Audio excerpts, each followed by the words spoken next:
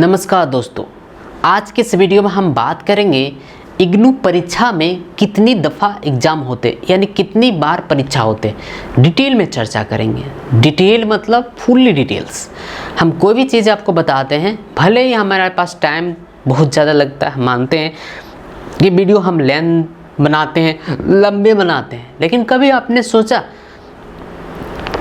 यदि आप अधूरा ज्ञान ले लेते हैं तो आपके साथ एक खतरनाक हो सकता है, खतरनाक साबित हो सकता है। इसीलिए हम कभी भी कोई भी वीडियो को बनाते हैं, अच्छे तरीके से समय देते हैं, अच्छे तरीके से स्टडी करते हैं, अच्छी तरीके से बताते हैं, तब जाकर आपके पास रखते हैं ताकि आप उसे अच्छी तरीके से समझ सकेंगे, जान सकेंगे, पहचान सकेंगे और अपने दैनिक जीवन में प्रैक्टिकल कर सकेंगे। आज का टॉपिक बहुत खास है। इग्नू में कितने टाइम्स परीक्षा होते हैं यानी कितनी बार होते हैं ईयर्स में, एक साल में कितनी बार परीक्षा होते हैं, इसके बारे में बात करेंगे। और किस सब्जेक्ट का परीक्षा कितने बार होते हैं यह भी हम बताएंगे। ये बहुत सारे ऐसे कोड होते हैं, बहुत सारे ऐसे सब्जेक्ट होते हैं जिसकी परीक्षाएं सिर्फ साल में एक बार ही दिया जाता है। इस चीज़ को ध्यान रखिएगा।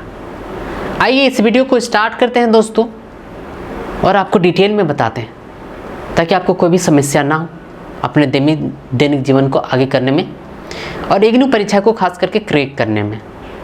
हम यहाँ पर बात करेंगे दोस्तों, पूरी अच्छी तरीके से बात करेंगे, कोई डिटेल में चर्चा करेंगे, कोई दिक्कत नहीं होगा आपको, कोई भी समस्या आपके दैनिक जीवन में नहीं आने वाले हैं, इस बात को ध्यान रखिए। अब यहाँ पर जैसे बात करने वाले हैं कि जब हम परीक्षा देने के लिए जाते हैं तो परीक्षा की तैयारी कैसे करेंगे, इसके बारे में हमने पहले वीडियो बना दिया। अब यहाँ पर बात करेंगे इग्नू में परीक्षा जो होते हैं कितने बार होते हैं। दोस्तों यहाँ पर बात करेंगे कि एग्जामिनेशन जो होते हैं वो 2 टाइम होते हैं इग्नू में। पहली जो बार होते हैं वो जून में होते हैं और दूसरी बार जो होते हैं वो दिसंबर महीना में होते हैं। इसका जो इग्नू का सबसे खास बात है कि इग्नू का सिलेबस जो वो फिक्स है। 1 जून से आपका परीक्षा स्टार्ट होगा, 1 दिसंबर से आपका परीक्षा स्टार्ट होगा। इसका जो दोनों का जो सिलेबस है दोस्तों, इन दोनों का सिलेबस काफ़ी फिट किया गया है, सिलेबस को एकदम एक्यूरेट किया गया है। इसी चीज़ को यहाँ पर ध्यान में, इसी चीज़ को यहाँ पर हम मद्देनज़र रखते हुए यहाँ पर वर्क करेंगे, यहाँ पर काम करेंगे। इस चीज़ को ध्यान रखिएगा। अब यहाँ पर दोस्तों, यहाँ पर एक बात यहाँ पर ध्यान देने वाली है कि जैसे हम यहाँ पर काम करेंगे, जैसे यहाँ पर वर्किंग करेंगे, जैसे हम परीक्षा की तैयारी करेंगे, जैसे हम परीक्षा के यहाँ पर देने के लिए जाएंगे तो यहाँ पर 2 बार अपॉर्चुनिटी मिलेगा। अब 2 बार कौन कौन विद्यार्थी दे सकते हैं, आखिर कौन कौन विद्यार्थी यहाँ पर 2 बार परीक्षा दे सकते हैं, आज इसी के वीडियो में हम इस बारे में चर्चा करेंगे। वो भी बहुत अच्छी तरीके, लाजमी तरीके से चर्चा करेंगे। आप वीडियो को कंप्लीट जरूर देखते रहिएगा। देखिए, अगर आप परीक्षा भरे होंगे तकरीबन मार्च अप्रैल में इसकी फॉर्म निकलती है। यदि जून में परीक्षा देने वाले हैं तो मार्च अप्रैल में इसके फॉर्म निकल जाएंगे। पहले जो इग्नू में था 40 रुपया था, फिर 60 रुपया किया, फिर 80 किया, फिर 120 किया, अभी 150 करके एक परीक्षा का फी लग रहा है। 150 रुपया एक सब्जेक्ट देने जाएंगे तो 150 रुपया। लेकिन दोस्तों परीक्षा फॉर्म वही कैंडिडेट भर सकते हैं जिन्होंने अपना असाइनमेंट जमा किया। यदि आपने अपना असाइनमेंट जमा नहीं किए तो आप परीक्षा फॉर्म नहीं भर सकते हैं। इस बात को लिखा रहता है साफ साफ।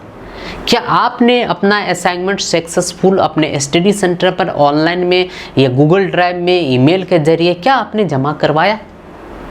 यदि आपने जमा नहीं करवाया तो आप यहाँ पर ध्यान दीजिएगा, आप जो है परीक्षा का फॉर्म है वो नहीं भर सकते, नहीं फिल किया जा सकता है। इसलिए सबसे पहले आप अपने असाइनमेंट को अच्छी तरीके से भरिए, अच्छी तरीके से बनाइए और बहुत ही खूबसूरत होना चाहिए। क्योंकि असाइनमेंट एक ऐसा सब्जेक्ट होता है, असाइनमेंट एक ऐसा पेपर होता है जिसमें आपको 30 मार्क्स जुड़ते हैं। कितने मार्क्स? 30 मार्क्स। 30 मार्क्स आपको एग्जामिनेशन में जुड़ेंगे। इसीलिए इस बात को खास रखिएगा, ख्याल रखिएगा दोस्तों, एकदम ध्यान रखिएगा। यदि आप 30 मार्क्स यानी 100 में अगर लाते हैं असाइनमेंट में तो उसका 30% कहने का मतलब सिर्फ 30 नंबर ही आपको ओरिजिनल जब मार्कशीट आएंगे उसमें सिर्फ 30 मार्क्स से आपको जुड़ेंगे, उससे ज़्यादा मार्क्स नहीं जुड़ने वाले हैं। इस बात को लाजमी तरीके से ध्यान रखिएगा। ठीक है। अब यहाँ पर दोस्तों जैसे ही मार्च अप्रैल में मैंने अपने परीक्षा को फिल कर लिया, परीक्षा फॉर्म जो है भर लिया। अब यहाँ पर दोस्तों बात करेंगे कि जैसे हमने फिल किया, अब यहाँ पर दोस्तों यहाँ पर मुद्दे के लिए हम बात करने वाले हैं कि परीक्षा फॉर्म भरने के बाद जो है 2 महीना का कम से कम जो इग्नू समय देती है, 1 से 2 महीना। अब उसी में आपको तैयारी में लग जाना है, क्योंकि 1 जून जैसे आएंगे आपका परीक्षा स्टार्ट हो जाएंगे। ठीक है, यहाँ पर कोई दिक्कत है तो नहीं। अब मान लेते हैं कि अगर हमने अपना परीक्षा फॉर्म भर लिया, सब कुछ कर लिया, जून में परीक्षा हमने दे दी, स्टेप बाय स्टेप आगे बढ़ रहे ताकि आपको समझ में आए। वीडियो लंबा हो रहा है लेकिन अच्छा है। जैसे हमने यहाँ पर दोस्तों मार्च अप्रैल में अपना फॉर्म भर लिए, हम क्या किए, 1 जून से हमारा परीक्षा था, पूरा चिक चाक एकदम छिट छिट पहन के गए हैं, पूरा एकदम परफ्यूम वर्फ्यूम लगा के गए। अब यहाँ पर हम परीक्षा देने के लिए चले गए। चलिए, हमारे पास 5 सब्जेक्ट है, 5 सब्जेक्ट को बहुत ही अच्छे तरीके से परीक्षा दिए, दे के परीक्षा कंप्लीट हो चुका है। लेकिन दोस्तों जैसे हमारा रिजल्ट आता है उसमें हम क्या करके 2 विषय में फेल। क्या हुआ, 2 विषय में हम फेल कर गए। अब 2 विषय में फेल करिए, आप चिंता में, अब क्या करेंगे कुछ समझ में ही नहीं आ रहा। आखिर हमें क्या करना चाहिए? चिंता करने की ज़रूरत नहीं है दोस्तों, आगे आपका रास्ता खुला हुआ है ना। अब आपको क्या करना है, वो जो 2 सब्जेक्ट है उसका परीक्षा आपको दिसंबर में देना है। लेकिन यहाँ पर और एक सब्जेक्ट है और एक बात है, हमारा और भी सब्जेक्ट है, उसका भी परीक्षा हमें दिसंबर में ही देना है। तो क्या करेंगे, मान लेते हैं और 5 सब्जेक्ट है, तो 5 सब्जेक्ट आपका जो नेक्स्ट सेमेस्टर या नेक्स्ट ईयर का जो परीक्षा होगा वो 5 सब्जेक्ट का होगा। और 2 एक ऐसा सब्जेक्ट है जिसमें क्रॉस होगा, यानी इस बार आपको 7 सब्जेक्ट का परीक्षा देना होगा।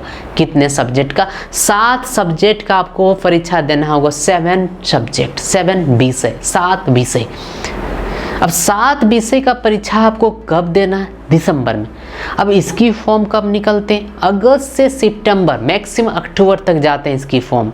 अब सितंबर में मान लेते हैं कि मैंने एग्जामिनेशन फॉर्म भरा, तो यहाँ पर 5 सब्जेक्ट नहीं बल्कि 7 सब्जेक्ट का आपको यहाँ पर परीक्षा का फॉर्म भरना पड़ेगा। ऐसा क्यों?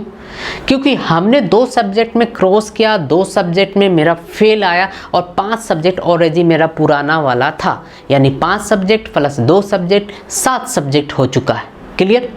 अब 7 सब्जेक्ट का याद रखिएगा, 7 सब्जेक्ट के यदि 2 सब्जेक्ट का अगर असाइनमेंट में फेल किए तो उन 2 सब्जेक्ट का फिर से आपको असाइनमेंट बना के आपको जमा करना होगा। और यदि उन दोनों सब्जेक्ट का यानी दोनों सब्जेक्ट असाइनमेंट में फेल नहीं है, असाइनमेंट में दोस्तों यदि फेल नहीं है तो आपको सिर्फ 5 सब्जेक्ट का असाइनमेंट ही जमा करना होगा। इस बात को ध्यान रखिएगा।